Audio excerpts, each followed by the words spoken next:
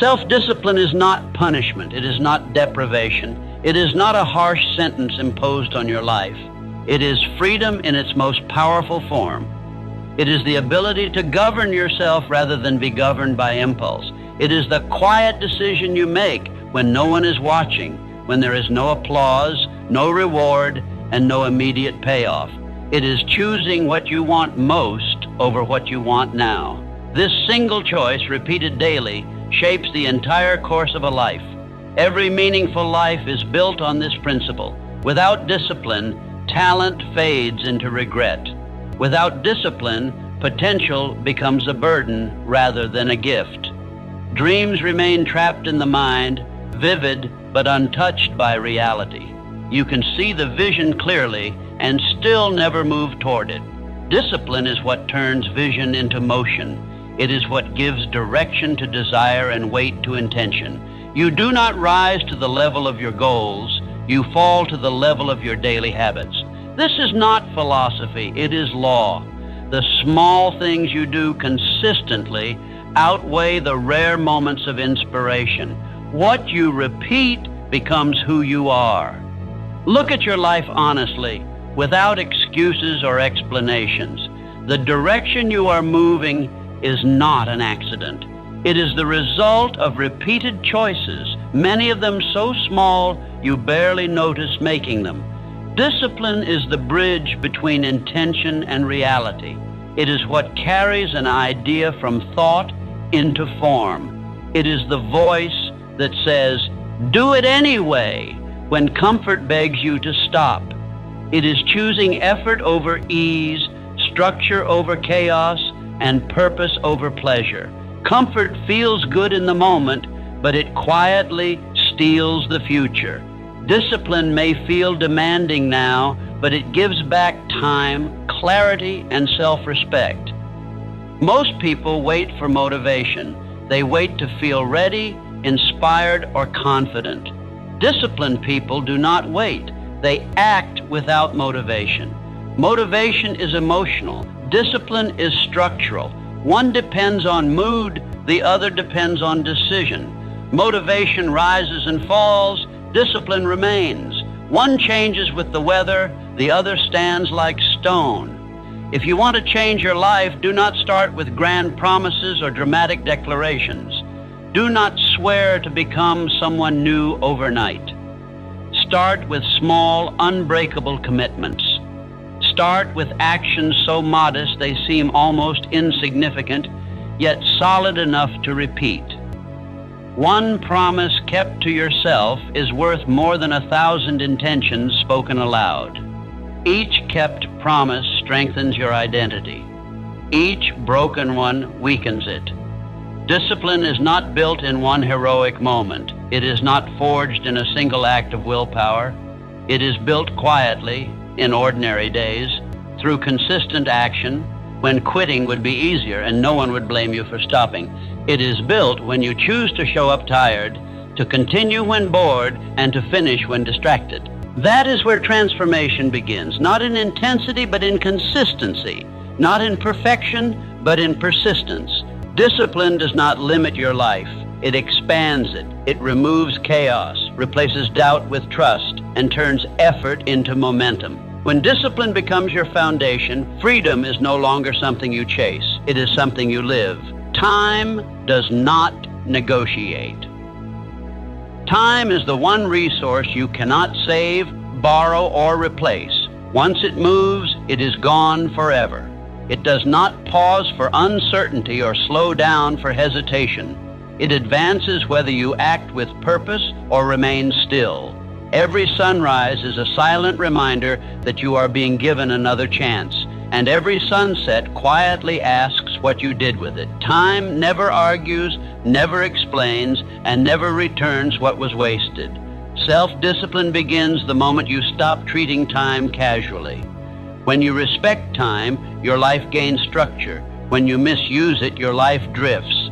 Wasted time is not just lost minutes. It is lost potential, lost growth, and lost contribution. It is the skill you never mastered, the strength you never built, the impact you never made. Time wasted today compounds into regret tomorrow. Ask yourself how often you trade your future for temporary comfort, how often you choose ease over effort, distraction over focus, delay over action. How many days slip by without intention, blending into one another until weeks disappear unnoticed. This is not accidental. It is the result of unguarded time. Discipline is learning to see time clearly, not as something abundant, but as something finite. Discipline is learning to honor time as sacred. It means recognizing that every hour has value, whether you use it or not. It means structuring your day instead of reacting to it. When you react, your time is controlled by circumstances. When you structure, your time serves your purpose. Discipline is deciding in advance what deserves your energy instead of letting impulse decide for you. When you control your time, you control your direction. Time determines what grows and what withers. Whatever you give time to expands. Whatever you neglect fades. Without discipline, days blur together, filled with activity but lacking progress. You stay busy, yet remain unchanged. With discipline, each day becomes a brick placed carefully in a larger design. Progress may be slow, but it is deliberate. The disciplined person understands that small actions repeated daily shape destiny.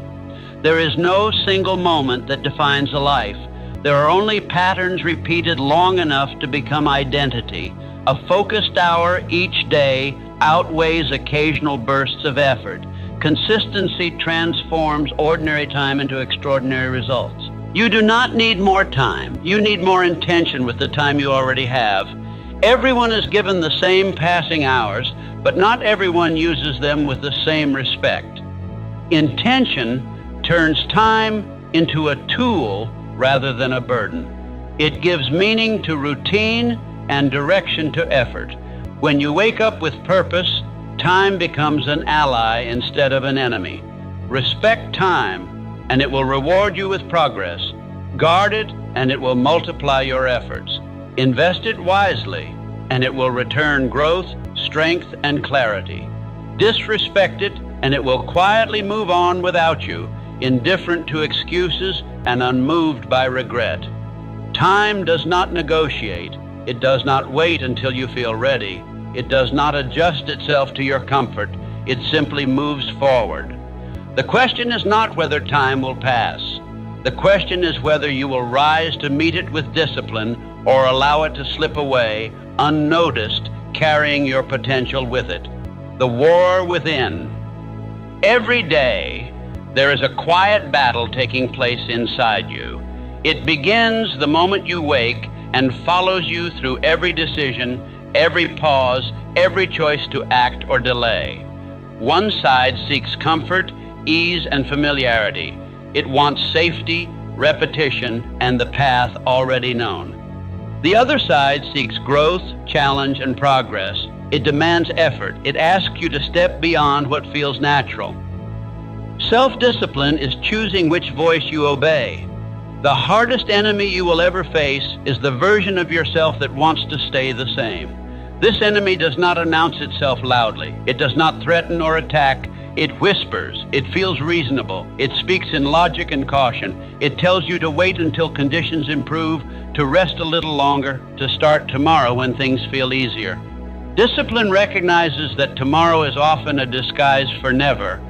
This inner resistance is not weakness. It is human nature. The desire to conserve energy and avoid discomfort is wired deeply within you. But growth does not occur in comfort. It never has. Growth requires discomfort. There is no way around it, no shortcut, no exception. Anything that expands must endure pressure. Muscles grow by resistance. Character grows the same way. When you feel resistance, that is not a signal to retreat. It is not a warning that you are doing something wrong. It is evidence that you are standing at the edge of change.